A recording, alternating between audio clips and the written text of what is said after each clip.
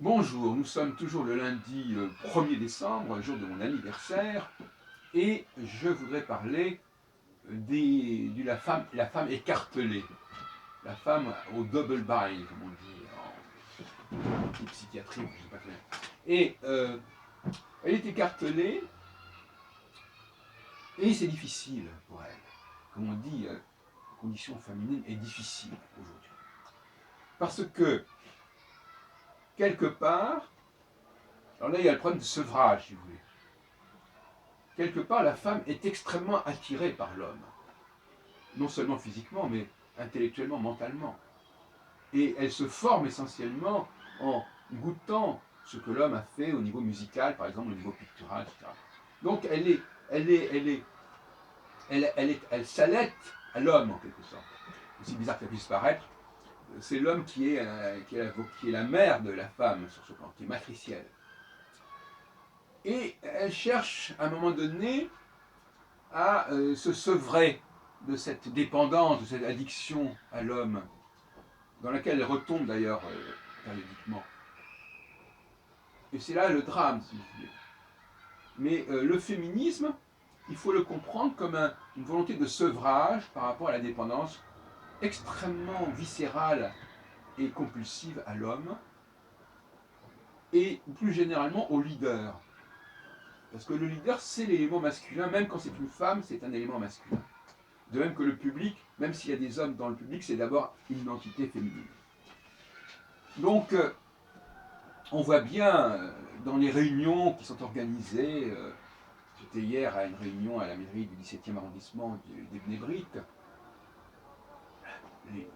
les deux orateurs, Jean-Yves Camus et Frédéric Ancel, étaient extrêmement brillants devant un public de dames assez âgées en majorité, et elles étaient suspendues aux lèvres de ces orateurs, qui d'ailleurs n'ont pas lu une seconde leur texte, qui ont été extrêmement improviseurs, mais en même temps en maîtrisant parfaitement leur sujet. Il y avait une fascination, je dirais même une forme d'hypnotisation par rapport à ces intervenants. Donc, bon, et ça ne va pas s'arranger maintenant, parce qu'on rentre dans une phase conjonctionnelle. La phase, alors bon, là je parle un peu d'astrologie, excusez-moi, je mélange un peu les genres, enfin tout est lié dans mon système. Il y a des phases où effectivement les femmes sont plus sous le charme des hommes, et quand je dis des hommes, des vrais hommes, des surhommes en quelque sorte, pas n'importe quel homme bien entendu, et parfois des femmes, donc elles ont une sorte de stature remarquable, c'est assez rare.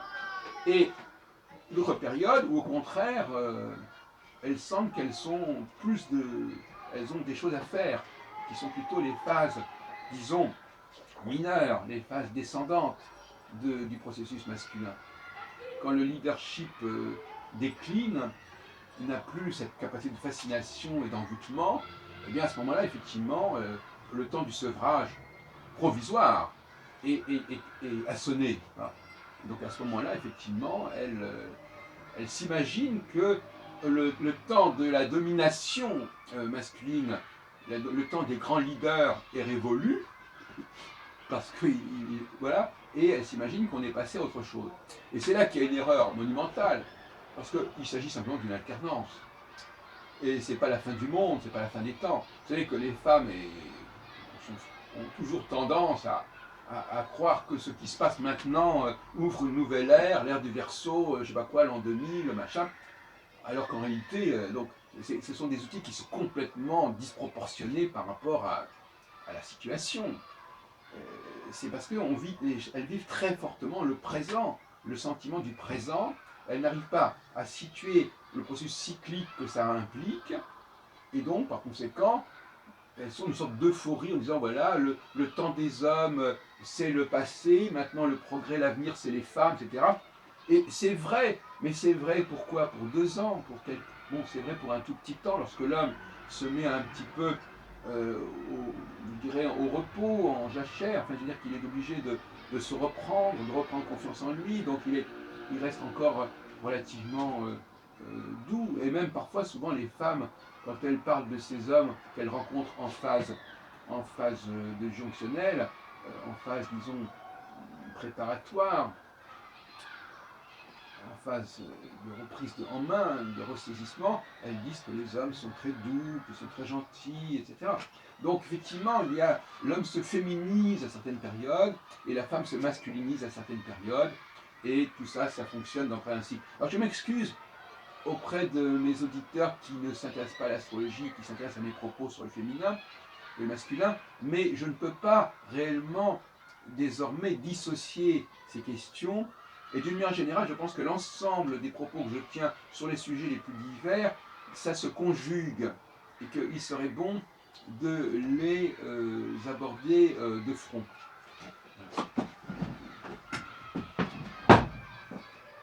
Et en synergie.